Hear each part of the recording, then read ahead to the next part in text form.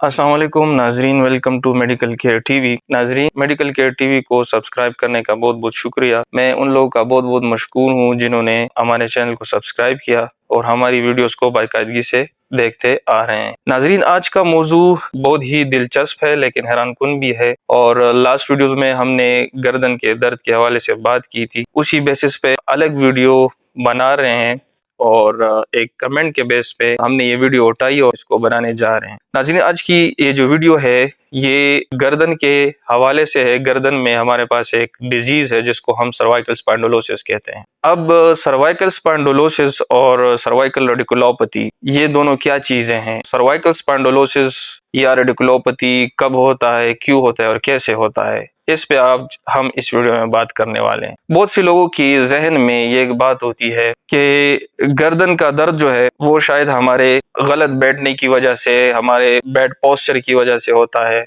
या ज्यादा वक्त के लिए या ज्यादा देर के लिए कंप्यूटर को का वर्क करते हुए या टेलीविजन को वॉच करते हुए हमें जो है ये पेन होता है। लेकिन ऐसा नहीं है। अब गर्दन में जो कंडीशन है जिसमें हमने कहा कि सर्वाइकल स्पॉन्डिलोसिस है, सर्वाइकल स्पॉन्डिलोसिस क्या चीज है?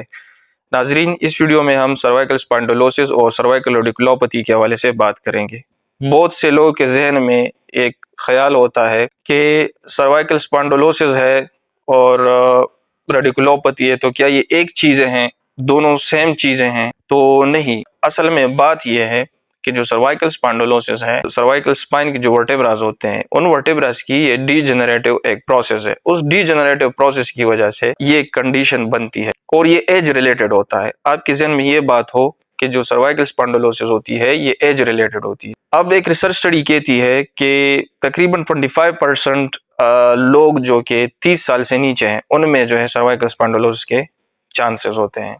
फिर 50% लोग ऐसे हैं जिनकी उम्रें जो है वो 40 साल से ऊपर है, उनको हो सकता है। और 85% लोग ऐसे हैं जो कि 60 साल से ऊपर है, उन लोगों में जो है सर्वाइकल स्पॉन्डिलोसिस होता है। अब सर्वाइकल स्पॉन्डिलोसिस आपकी जो सर्वाइकल के मोहरे हैं उसमें उसके जितने भी एलिमेंट्स हैं, उसकी आसपास की हड्डियां हो गई, उसके साथ जुड़े हुए जो लिगामेंट्स हैं जो कि आपकी स्पाइन को सपोर्ट देते हैं, जिसमें कि PLL आता है, हमारे पास पोस्टीरियर लॉन्गिट्यूडनल लिगामेंट आता है। और एनाटमी या मेडिकल प्रोफेशनल इस बात को बखूबी जानते हैं। इसको बताना थोड़ा सिंपल वर्ड्स में मुश्किल भी है लेकिन कोशिश करेंगे कि आप समझें। तो ये पीछे एक लिगामेंट होती है, उसमें भी मसला आ सकता है। आपकी सर्वाइकल मसल्स जो है उसके पट्टे भी इस कंडीशन के साथ वीक हो जाते हैं, सर्वाइकल माइलोपैथीज जिसको कहते हैं। और ये भी एक पैथोलॉजिकल कंडीशन है हमारे पास गर्दन की। तो गर्दन का दर्द जो है बैक पेन के बाद हमारे पास सोसाइटी में ये एक बहुत बड़ी एक कंडीशन है, आप इसको मसला कह लें, प्रॉब्लम कह लें, जो कि हर तीसरे चौथे बंदे को ये एक तकलीफ जो है वो होती है। बहुत से लोग इससे परेशान हैं और इसकी जो है इसके लिए इलाज ढूंढते हैं कि आया हम इस कंडीशन से किस तरह निकले। कई लोगों को तो ऐसा है कि 3-4 साल से या 7 साल से जो है वो इस प्रॉब्लम में फंसे हुए हैं और कई डॉक्टर्स के पास कई जगहों पे विजिट करते हैं, कई जगह पे जाते हैं, लेकिन उनको कोई इलाज जो है मुयसर नहीं आता, या कोई ऐसा कोई उनको कोई ट्रीटमेंट जो है वो रास नहीं आती कि जिससे उनको फायदा हो। इस वीडियो में सिर्फ हम सर्वाइकल स्पॉन्डिलोसिस और सर्वाइकल रेडिकुलोपैथी के हवाले से बात करेंगे, उनकी अलामात के हवाले से बात करेंगे और उनकी वजूहात हवाले से बात करेंगे कि वजह क्या है। और इंशाल्लाह नेक्स्ट आने वाली वीडियो में फिर हम इसके इलाज के हवाले से भी बात करेंगे। तो जहां तक हम बात कर रहे थे सर्वाइकल स्पॉन्डिलोसिस में, हमने जैसे कहा कि ये हमारे पास एक प्रोग्रेसिव डिजीज है जो कि स्पाइनल वर्टेब्रा को एज के साथ साथ बिगाड़ देती है। और जब उसमें बिगाड़ आता है तो आपको पता है या मेडिकल प्रोफेशनल्स को पता है कि सर्वाइकल वर्टेब्रे के बीच में हमारे पास एक कुशनिंग मटेरियल होता है, और वो कुशनिंग मटेरियल जो है वो हमारे पास है वर्टेब्रल डिस्क। तो वर्टेब्रल डिस्क ये बेसिकली आपकी वर्टेब्रास की कुशनिंग करता है। ये नहीं, जब आप वॉक कर रहे होते हैं, आप रन कर रहे होते हैं, आप कोई एक्टिविटी कर रहे होते हैं, तो जितने भी शॉक्स होते हैं ये जो आपका वर्टेब्रल डिस्क है ये उस शॉक्स को एब्जॉर्ब करता है। दूसरी जो इसमें अहम बात है वो ये है कि ये जो डिस्क है जिसको हम इंटरवर्टेब्रल डिस्क कहते हैं ऑफ द सर्वाइकल स्पाइन, क्योंकि हम बात जो है वो सर्वाइकल स्पाइन की कर रहे हैं और गर्दन की मोरों के हवाले से बात कर रहे हैं। तो ये जो डिस्क है which is present between the cervical vertebra, जो कि सर्वाइकल वर्टेब्रा के बीच में है, हम सिर्फ उसी एरिया को लेंगे। डिस्क में हमारे पास मुख्तलिफ किस्म के मटीरियल्स होते हैं, इसमें वाटर भी होता है, इसमें आपके पास प्रोटियोग्लाइकेन्स भी होते हैं, कुछ शुगर कंटेंट भी होता है। जैसे वक्त गुजरता है, एज गुजरती जाती है, तो इसके अंदर ये जो वाटर कंटेंट होता है ये खत्म होना शुरू हो जाता है और इसमें जो प्रोटीन कंटेंट होता है या जो शुगरी कंटेंट होता है वो भी आहिस्ता आहिस्ता खत्म होना शुरू हो जाता है। इसके अंदर एक मटेरियल होता है जिसको हम मेडिकल लैंग्वेज में न्यूक्लियस पल्पोसिस कहते हैं और with the passage of time, यानी एज के साथ जिस तरह एज गुजरती जाती है, बंदा जैसे 45 से ऊपर मिडिल एज से ऊपर चला जाता है 50s में, 50 से ऊपर मतलब ये कि होते होते उनकी उम्र गुजरती जाती है, तो इसी तरह इसके अंदर ड्राइनेस आती है, इसमें से जो वाटर कंटेंट होता है वो खत्म होना शुरू हो जाता है और बाकी जो हमने इंग्रेडिएंट्स बताए इसके अंदर जो है वो भी खत्म होना शुरू हो जाती है। इसको जो है वो वर्टेब्रल डिस्क की डीजनरेशन कहते हैं। और फिर आपके जो सर्वाइकल वर्टेब्राज हैं उसमें आपको स्टिफनेस भी रहती है, पेन भी रहता है और आपका जो स्पाइन है उसमें स्ट्रेटनिंग भी आती है, आपका स्पाइन बिल्कुल स्ट्रेट होता है। उसकी जो नॉर्मल कर्वेचर है, जिस तरह लास्ट वीडियो में हमने बात की थी कि उसमें एक कर्वेचर हमारे पास होता है पीछे की तरफ, अगर आप हाथ लगा के देखें तो एक कनकेविटी सी होती है, एक डिप्रेशन सा होता है जिसको हम सर्वाइकल लॉर्डोसिस कहते हैं and it is normal in normal human beings. ये एक नॉर्मल कर्वेचर होता है। अब ये कर्वेचर अगर डिस्टर्ब हो जाए तो जाहिर बात है कि इसकी जो ये कनकेविटी होगी ये कम हो जाएगी या ये बढ़ जाएगी। तो इस कंडीशन में जो इसकी कनकेविटी है या जो डिप्रेशन है वो कम हो जाता है और आपका जो सर्वाइकल स्पाइन होता है स्पाइंडोलोसिस में ये स्ट्रेट हो जाता है, जिसकी वजह से फिर आपको आपके नेक के पट्टे भी वीक हो जाते हैं, टाइट हो जाते हैं, उसमें भी आपको फिर पेन रहता है। तो पेन के सिम्टम्स, यही जो पेन के सिम्टम्स है ये फिर आपके सर्वाइकल वर्टेब्रा से होके आपके हाथ में आते हैं और नॉर्मल जो आपके सर्वाइकल लेवल है C4 C5 है, फिर C5 C6 और C6 C7, ये जो एरियाज हैं, ये जो वर्टेब्रल आपके पास सेगमेंट्स हैं, इन्हीं में प्रॉब्लम होता है मोस्ट प्रोबेबली। और इसके जो सिम्टम्स हैं वो फिर आपकी गर्दन से होते हुए आपके शोल्डर्स में, आपके कंधों में भी आपको दर्द फील होता है और आपके हाथ में भी ये दर्द जो है वो आ सकता है और आपको नमनेस हो सकती है। नमनेस से मुराद के जैसे कि वॉकिंग्स एंड्स लाइक सेंसेशन, जैसे कि आप यूं समझ रहे होते हैं कि मेरे हाथ में चूंटियां चल रही होती हैं।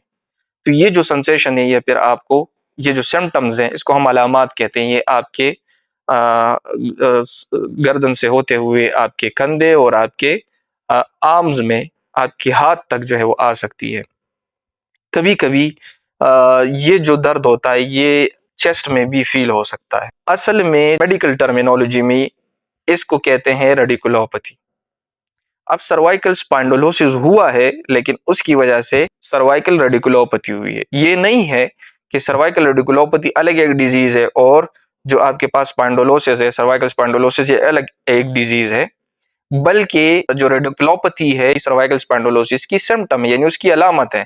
सर्वाइकल स्पाइंडोलोसिस के साथ आपको सर्वाइकल रेडिकुलोपैथी होती है और रेडिकुलोपैथी के सिम्टम्स जिसको हम कहते हैं, मेडिकल हजरात या प्रोफेशनल्स को रेडिकुलर सिम्टम्स कहते हैं।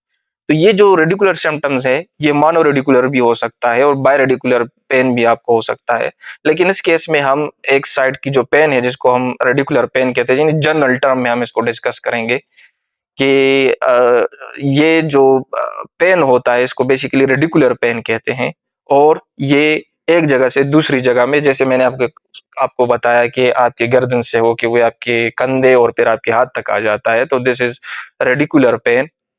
और इस जो डिजीज है इसको हम फिर जो है रेडिकुलोपैथी कहते हैं सारे फिनोमिना को। So this is the symptom of the spondylosis. Spondylosis के साथ ये होता है और हमने कहा कि एज रिलेटेड होता है, इसकी जो मेन काज है दैट इज एज रिलेटेड। दूसरी जो इसमें अहम बात है वो कंजेनाइटल भी हो सकती है कि जैसे एक बच्चा पैदा हो जाए और उसके बोन्स जो है वो एबनॉर्मल हैं, अब उसके सर्वाइकल के वर्टेब्राज एबनॉर्मल हैं, या ऐसे बच्चे जो कि सेरेब्रल पाल्सी के बच्चे हैं उनमें भी जो है ये कंडीशन होती है, कॉमन होती है गर्दन में। तो कंजेनिटल एनोमली भी हमारे पास एक कंडीशन है और एक काज है इसकी। तो इसमें पेशेंट की हमने कहा कि जैसे उसके मूवमेंट्स जो है वो लिमिटेड हो जाते हैं और यहाँ तक कि उसकी जो फंक्शंस होते हैं वो लॉस हो जाते हैं। फंक्शन से मुराद ये है कि अगर वो कोई हरकत कर रहा हो, गर्दन को इधर उधर कर रहा हो या हाथ को इधर उधर, तो वो फाइन मूवमेंट्स जो है वो नहीं हो पा रही होती, जिसको हम कहते हैं कि लॉस ऑफ मूवमेंट्स, वो मूवमेंट्स लॉस हो जाती हैं। So it is very painful condition. और इसका पता जो है वो डॉक्टर्स हजरात को एमआरआई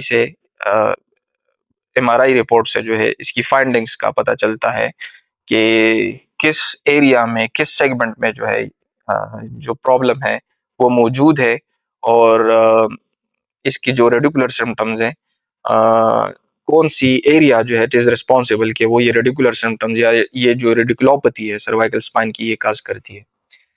तो नेक पेन, इसके साथ जो हम कहते हैं नेक पेन, तो उसमें नेक पेन में एक वजह सर्वाइकल स्पॉन्डिलोसिस की भी है या सर्वाइकल रेडिकुलोपैथी की भी है और पेशेंट जो है वो डिस्कम्फर्ट में रहता है और उसको तकलीफ होती है, आराम नहीं रहता, क्योंकि इस कंडीशन में काफ़ी बंदे को पेन रहता है और अपनी जो हेल्दी लाइफस्टाइल है, उसका जो हेल्दी लाइफस्टाइल है वो चेंज हो जाता है।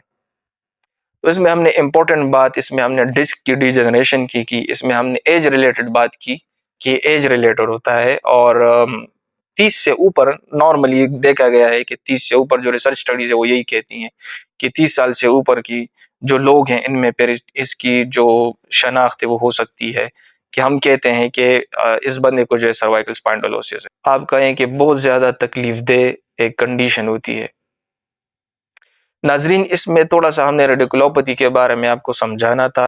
इसके अलावा इसमें जो एक और अहम बात है वो ये भी है कि जो लास्ट वीडियो में अगर आपको याद हो हमने बताया था कि स्पाइन की जो वर्टेब्रल कैनाल है जहाँ पे आपके पास स्पाइनल कार्ड मौजूद होती है, इसमें एक वजह ये भी है कि इस कंडीशन में बोन्स की फॉर्मेशन होती है, एक्स्ट्रा बोन की फॉर्मेशन होती है जो कि स्पाइनल कैनाल को नैरो कर देती है। एक तो ये बात होगी। तो bony formation lead to narrowing of the cervical vertebral canal. अब इसका प्रेशर अलग से हो गया। दूसरा, हमने कहा कि हाइपरट्रॉफी हो जाती है लिगामेंटम फ्लेवम की, जो उसके साथ एक लिगामेंट लगा होता है बिल्कुल उस कैनाल के आसपास। वो अगर पिछली वीडियो आप देखें जिसमें जो हमने बनाई थी लास्ट टाइम, अगर उसमें आप देखें तो आपको पता चलेगा। आई थिंक वो जो हमने बनाई थी लो बैक पेन के हवाले से थी और उसमें हमने बाकायदे से बताया था लिगामेंटम फ्लेवम का कि लिगामेंटम फ्लेवम जो है इट इज रिस्पॉन्सिबल, वो जो है उस जगह पे उसकी हाइपरट्रॉफी हो जाती है तो वो जो है उस कैनाल को नैरो कर दे, जिसकी वजह से प्रेशर जो है आपके न्यूरल स्ट्रक्चर्स पे पड़ता है, आपके नर्व फाइबर्स पे पड़ता है और आपके स्पाइनल कार्ड पे प्रेशर पड़ता है। दूसरा, जो हमने कहा कि जो एक्स्ट्रा बोन्स बन जाते हैं जिसको हम बोनी स्पर्स बोलते हैं या ऑस्टियोफाइट्स बोलते हैं, वो भी आपके स्पाइनल कैनाल को नैरो कर देती है, जिसकी वजह से आपकी जो वस्कुलेचर है और जो आपके न्यूरल नर्व्स हैं उस पे जो है उसकी कंप्रेशन काज करता है और उस वजह से फिर आपको ये रेडिकुलोपैथी होती है जिसको हम सर्वाइकल रेडिकुलोपैथी कहते हैं। तो ये वजह भी इसमें है। और दूसरी बात ये है कि जो लोड बेयरिंग जॉइंट है उसमें फिर ये इतनी कैपेबिलिटी नहीं होती कि वो आपकी लोड को जो है वो बर्दाश्त कर सके।